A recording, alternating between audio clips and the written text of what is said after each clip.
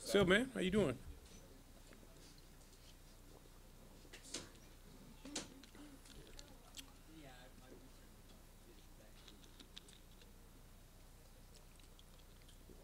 Hey, before we get started, I'd like to add some additional context about yesterday's story. Okay. Um, First of all, let me just say, um, coaching on this level, it is a challenge, as everybody knows, and it's certainly a challenge throughout the years that I have embraced, and I will continue continue to embrace. I enjoy coaching. I really do. I enjoy coaching. In all the years that I have been on this level, certainly um, I have experienced some challenges throughout my coaching career, and moving forward, I'm sure I will continue to experience those challenges. But I want to be perfectly clear that I enjoy coaching. I love what I do. I love coming to work every day. I love the fact that my staff they come in every single day and they work hard. And certainly, our challenge is to continue to try and make our young players better, to continue to make this team a very competitive team. And we certainly understand the challenges that we do have, but we definitely embrace those challenges. I know from all the years that I've been on this level, I know each year it could be a different challenge, and certainly with what I've been able to endure in all my years of coaching, I've certainly, as I said, I've certainly embraced every single one of those.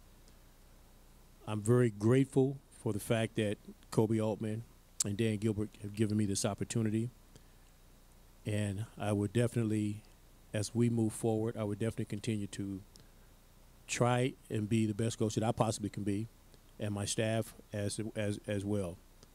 As I said before, we make it a point to come to work every single day and try to get these guys better. We try to keep them competitive. We try to make it a very prideful environment, which I think we have.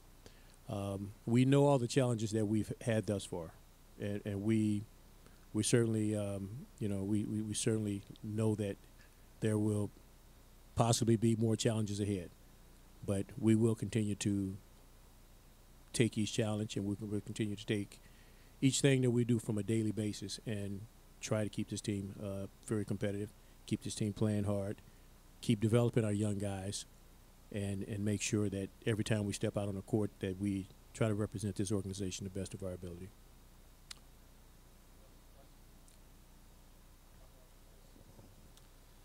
Chris Fedor, Cleveland.com. LD, with that being said, what tricks have you used, or what things have you used to keep this team up to beat throughout all of this? I've said it, before in all my years of coaching. This is the third team that I've gone through this rebuild process with, and in each situation, it's been a little different. But from a how do we keep them upbeat? How do we keep them competitive? How do we keep them wanting to come to work every single day? First of all, we're all professionals, and it's their job to come to work every day. It's my job to push them every single day. It's my job to challenge them every single day. It's my job to try to develop them every single day. And the one thing that I think is important that from an understanding standpoint is that you don't allow slippage to become a part of what you're doing. And when I talk about slippage, we will continue to, as we always have. We watch a lot of film. We make sure that our young guys understand the why to a lot of what we do. We try to make sure that from a competitive standpoint, we make sure that these guys, every time they step out on the floor, that they give their all, and nothing else is acceptable. Same thing for me. I want to be held accountable, making sure that these guys are ready every single game we play. We may not shoot the ball great every night. We may not be the best defensive team every night. But the one thing we can do every time we step out on the floor is that we can be very competitive, and that's the challenge that that I try and make sure that our guys understand.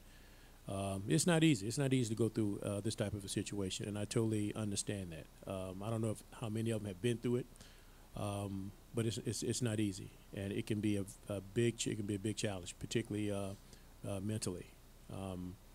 When you see strides, and it's for me when you see strides from different people and your young people, that's very, very rewarding. And again, that's what what our objective is with our team, is to make sure that from a slippage standpoint that these guys when they come to work every single day, that they leave it in between the lines. The wins and losses are what they are, but from a competitive standpoint, we'll continue to come out every single night and making sure that from a competitive standpoint, we lace them up, and we try and we give our best effort when we step in between those lines. Joe Varden, The Athletic.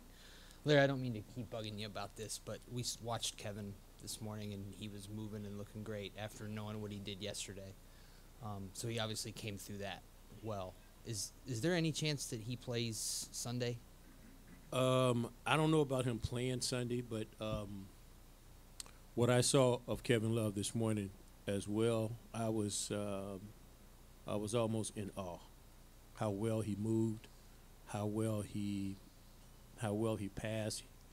I've been watching his workouts, and he has been shooting the ball extremely well. But again, that's not going to be my call. That's medical. And when they feel that he's completely ready, when he feels like he's completely ready and that he can step out on the floor, we're going to embrace him. But until then, we will, we'll just continue to allow him to continue his rehab. And I know right now with him being out on the floor, I was talking to him a couple of days ago, and he just talked about how heavy his legs feel. Mm-hmm. At this point, we don't want any kind of a setback. So we're going to have to really just kind of play this thing out and wait this thing out. And when he says he's ready, then we'll embrace him with open arms. Has he? Can you tell us what he's done? Like, has he done the 2-on-2 stuff yet, and 3-on-3 and all that? Well, he hasn't done any contact. Well, most of the things that he's done has been non-contact. Yesterday's practice was his first one, but he did it from start to the end, and it was non-contact. My guess is that will be the next step to see how well he does, with some contact, and if he does do well with that, making sure that there's no setback with it. So we'll wait and see what happens. Larry, when you talked about watching Kevin today, what were the things he did? Just how quickly he was doing things, the instinctive things that he was doing. It actually brought back some really good memories of just remembering with him out on the floor. As we all know, Kevin's not the fastest guy, but just how well he was moving today was really it was impressive to see. With the play sets that we were running, we were going the length of the floor. How he was sprinting into the screens, popping on his shot, don't have shot, go right away to the second side. He really moved really, really well, and that was very, very, very, very impressive to see, because we haven't seen that in such a long time. So hopefully it's a good sign. So this was moving around a lot in shooting drills. Then is that what this was, or in our offense? Oh, okay. In our offense. Okay. Yeah. He was moving in our offense. Okay. Mm-hmm. Okay.